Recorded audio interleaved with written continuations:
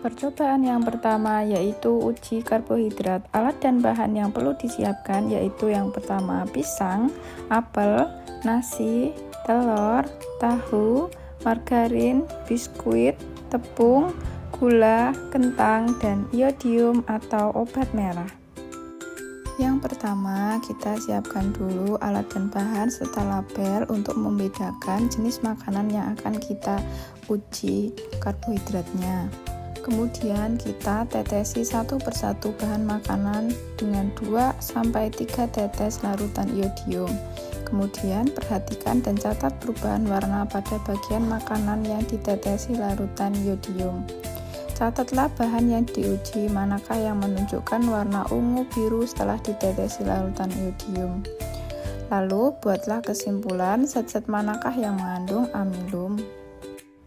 Dari percobaan ini kita dapat melihat sesudah diberi iodium yang berubah warna menjadi biru ungu yaitu pisang, nasi, biskuit, tepung terigu, dan kentang. Percobaan yang kedua yaitu uji lemak. Alat dan bahan yang perlu disiapkan yaitu air, minyak goreng, HP sebagai pengganti senter, 2 kertas coklat yang sudah diberi air dan minyak sebagai pembanding, santan, susu, lilin, kemiri, seledri, biji jagung, kacang tanah, margarin, wortel, pepaya, dan yang terakhir singkong kering. Yang pertama kita siapkan alat dan bahan, kemudian buatlah 2 buah kertas coklat sampul yang dipotong-potong dengan ukuran 10 x 10 cm. Kemudian ambil pipet, usap air dengan pipet dan teteskan di atas salah satu kertas coklat. Kemudian ambil pipet yang lain, usap minyak dengan pipet dan teteskan di atas kertas coklat yang lain. Kemudian biarkan kedua kertas tersebut selama sekitar 10 menit. Sesudah itu, periksa keduanya dengan menghadap cahaya, amati dan catat keadaan permukaan kertas tersebut. Manakah kertas yang masih meninggalkan bekas? Kemudian gunakan hasil ini sebagai pembanding untuk bahan yang mengandung minyak atau tidak. Kemudian ambillah 10 kertas coklat yang sama, berilah nomor dan nama jenis makanan yang diuji.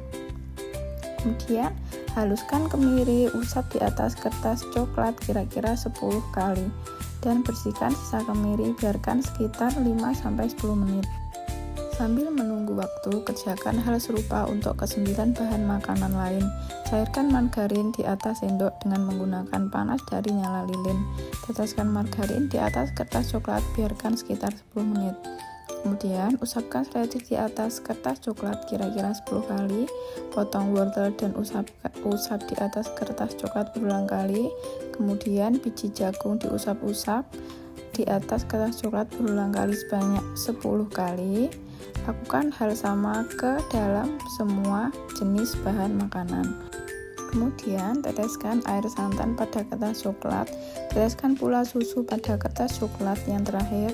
Biarkan ke-10 kertas coklat ini selama 10 menit.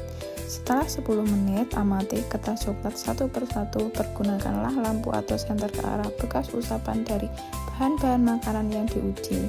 Kertas manakah yang meninggalkan berkas noda minyak? Catatlah pada hasil pengamatan. Dari hasil pengamatan yang mengandung minyak yaitu kemiri, margarin, seledri, kacang tanah kering, santan, dan susu.